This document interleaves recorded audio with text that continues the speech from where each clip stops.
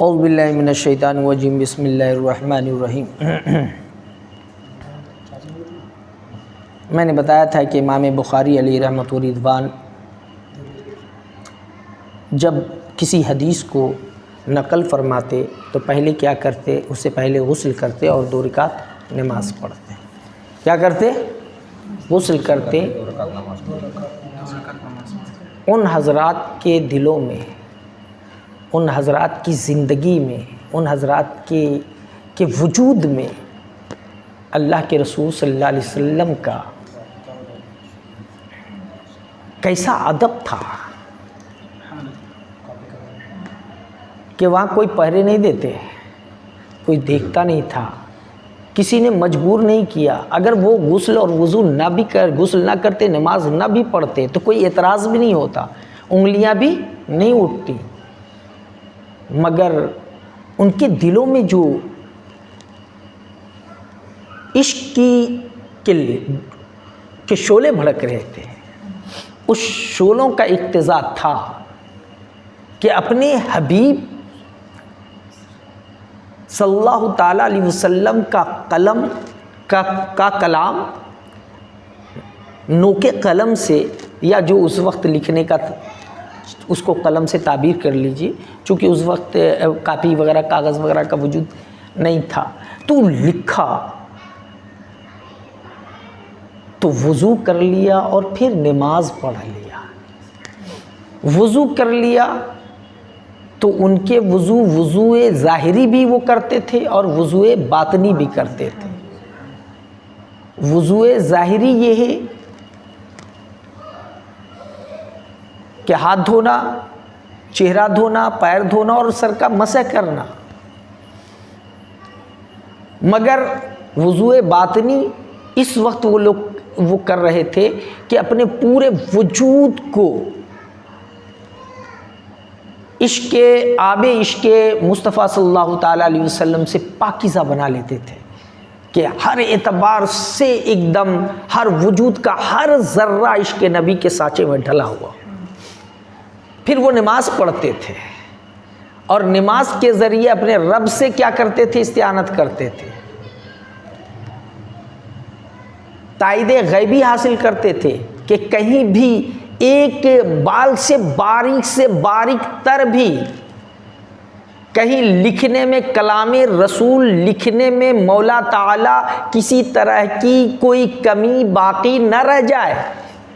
اس لیے ہم انسان ہیں، مولا تیرا اگر تیری نصرت، تیری حمایت، تیری تائید حاصل رہی تو پورا کلام ادب کے سانچے میں لکھا جائے گا۔ یہ ان حضرات کی کیا تھی؟ ادائیں تھی۔ اب جب جس کی کیفیت یہ ہو، اس پہ ان کے لیے دین پہ مرنا، دین پہ اپنا سب کچھ لٹا دینا بہت آسان تھا، کوئی بھی مشکل کام نہیں تھا۔ اس لیے وہ لوگ، ان کی ذات ہی دین کی کیا بن گئی؟ پہچان بن گئی۔ کیا بن گئی؟ پہچان بن گئی۔ آج جہاں ہم کلام رسول پڑھتے ہیں وہاں امام بخاری کو بھی پڑھتے ہیں، اور بلکہ جن حضرات نے اسے لیا، محفوظ رکھا، سب کے نام کا وظیفہ ہم کرتے ہیں، سب کے ناموں کی تلاوت کرتے ہیں۔ تو امام بخاری، یہ تو آپ نے سماعت فرمایا تھا۔ اب کہتے ہیں کہ امام بخاری علیہ رحمۃ الرضوان جب ترجمہ لکھنے بیٹھے، حدیث لکھا، اس حدیث کے تحت جو کچھ امام بخاری نے رقم فرمایا، یا اس کا جو ترجمہ رقم فرمایا، یا اس کا جو باب باندھا، تو انہوں نے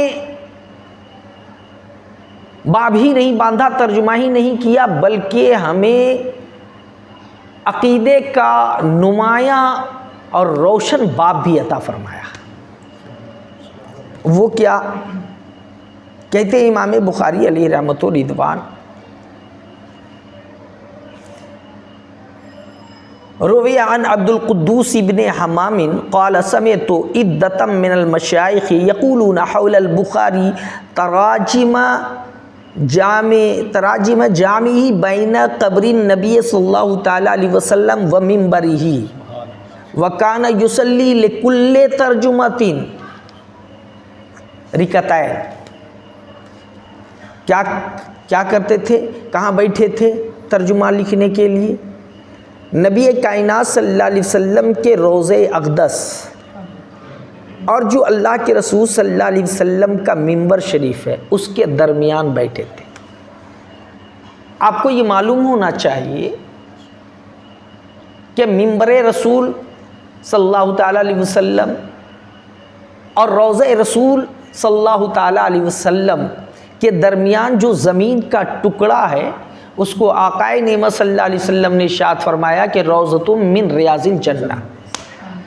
یہ جنت کے ٹکڑوں میں سے کیا ہے؟ ایک ٹکڑا ہے. اگر جنت کو زمین پر دیکھنا ہے، جنت کو زمین پر دیکھنا ہے تو کہاں جاؤ؟ مدینہ طیبہ جاؤ اور منبر اور قبر انور اس کے درمیان جو زمین کا جو ٹکڑا ہے وہ زمین کا حصہ نہیں بلکہ براہ راست جنت کا حصہ ہے. اور 12 حدیث کی روشنی میں یہ کہا جاتا ہے کہ اگر جنت کی کیاری دیکھنی ہے تو اس وقت آپ جہاں بیٹھے ہیں یہ جنت کی کیاریوں میں سے ایک کیاری ہے. مگر چونکہ اس کی عظمت، اس کی اہمیت، اس کی وقت، اس کی حیثیت ہماری جان، ہمارے مال، ہمارے سارے آفاق و انفس سے زیادہ اس وقت ہوگی جب ہمیں رسول سے پیار زیادہ ہوگا، جب ہم دین سے ہمیں عشق زیادہ ہوگا تو پھر یہ دنیا ہمارے لیے کوئی چیز نہیں ہوگی. بات سمجھ میں آ رہی ہے؟ تو کہاں بیٹھے امام بخاری علیہ رحمہ؟ روضہ رسول اور منبر شریف کے درمیان. اور کہتے تھے جو ترجمہ لکھتے تھے ہر ترجمہ لکھنے سے پہلے کیا کرتے تھے؟ 2 رکعت نماز ادا کرتے تھے تب ترجمہ لکھتے تھے. ترجمہ لکھا تو روضہ رسول کے اور منبر جنت میں بیٹھے، جنت کے ٹکڑوں میں بیٹھے. اور ترجمہ لکھا تو روضہ رسول ہی کا انتخاب فرمایا. کیوں؟ تاکہ رسول اللہ صلی اللہ علیہ وسلم کا فیضان جاری رہے، میرے آقا رہنمائی فرماتے رہیں، میرے آقا برکات سے نوازتے رہیں اور اس برکات کی نورانیت میں ہمارا ترجمہ کامل ہو.